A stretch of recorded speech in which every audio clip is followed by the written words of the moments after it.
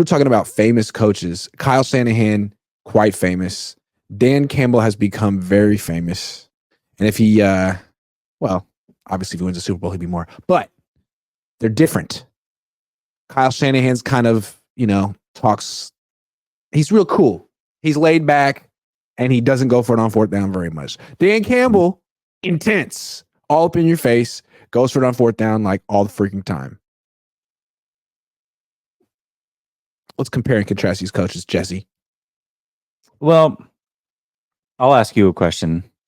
Who, if you had an organization, not who's the better coach, let's just take their demeanor and what they bring to the table. Which demeanor do you prefer? Do you prefer Kyle Shanahan's demeanor or do you prefer Campbell's demeanor? And got to remember what comes with that is the way that they coach on the field as well, the decision making. I love this question, and I have a great answer for you. I do. Campbell's. And here's why. Kyle's demeanor is great. It's authentic. It works for him. But what did he have to do midseason? He had to call Steve Wilkes out of the coaching booth. Hey, Steve, it's a little flat down here. I'm sort of staring at my play sheet.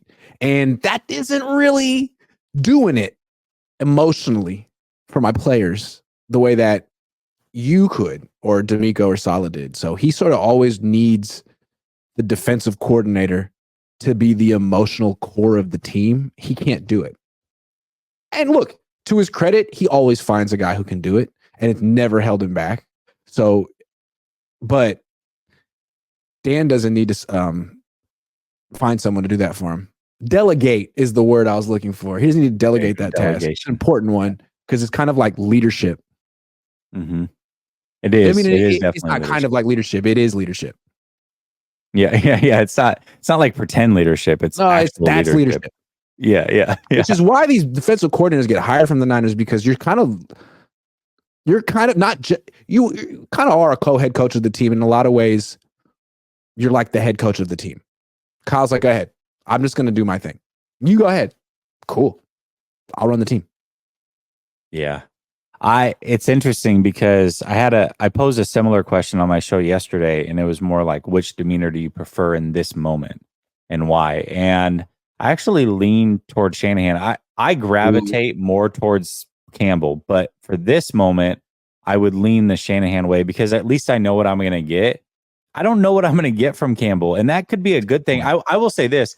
Going against Campbell is much scarier than going against Shanahan just because you can't predict what's going to happen. It could be 4th and 4 on their own 35, and they're like, F it, we're going for it.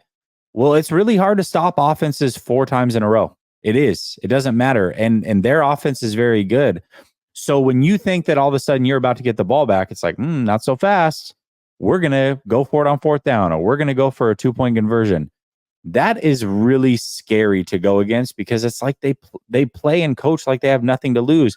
And what's interesting is Kyle Shanahan today in his press conference talked about this. He talked about their defense. And if they make the right moves, they feel like they can get big plays because Detroit gambles. I went and listened to Dan Campbell's press conference today. He talked about that exact same thing. And he said, they asked him about the defense. And he said, I love our defense. They hit hard. They're after it. They gamble. That's the way that I prefer them to be. Sometimes it hurts you, but when it helps, big plays definitely happen. So they both recognize it. Shanahan's like, I wouldn't. You can tell he's like, I wouldn't coach that way. Exactly. Yeah. And Campbell's like, no, I want my players to be gamblers. So they're just completely different guys. And I think they're both very good coaches in their own right. I like Dan Campbell. I prefer that demeanor if I was being coached by him. But man, for my team, I kind of like the conservative approach. I do. I think it's fair to even wonder, like, to question both of them. Like, both of them have shown questionable judgment under extreme pressure. Kyle, any number of times. And Dan Campbell, famously a few weeks ago against Dallas. Yeah. People that watch that game will never, ever forget that about him. It was cool going for 2 the first time. Going for 2 from the 7 is something I've never seen before with the game on the line. And the football guys bailed him out, even though he was going to do it. And he still didn't read the room. You know what I mean? It was like divine intervention. They're like, no. It's like Pulp Fiction. No, Don't do it. No, can't let this happen. He's like, thanks. I didn't read the tea leaves. Trying again. Oh, dang. So yeah, I don't really. Both of them are. Do you really trust them under pressure? I don't know. Yeah, it's not like they're Andy Reid or John Harbaugh, who's like proven it. They can do it. Neither one. You know what I find interesting about both them though. If I were to look at Brock Purdy and Jared Goff, they're kind of the antithesis of their coach. Where Dan Campbell's like loose, flying by the seat of his pants, and Jared Goff is very even keel, just does his job. If it checks down there, he's going to take it. To where Brock is like, hey, I'm a gunslinger, and he does play that way a little bit. And then you got Shanahan, who's like, hey, no, I mean, we're just buttoned up over here. So it's funny how the quarterback is a direct contrast to them. Yeah. There you go. Yeah, they need each other's for Jared Goff. Niner fans would love that. They'd be really happy. They'd be so happy about that. But you're close with Lions content creators, right? They're pretty much under the impression that Goff is better than Purdy. They are, yeah. Yeah, they believe that, which is understandable. I mean, they're Lions fans, and he's a veteran.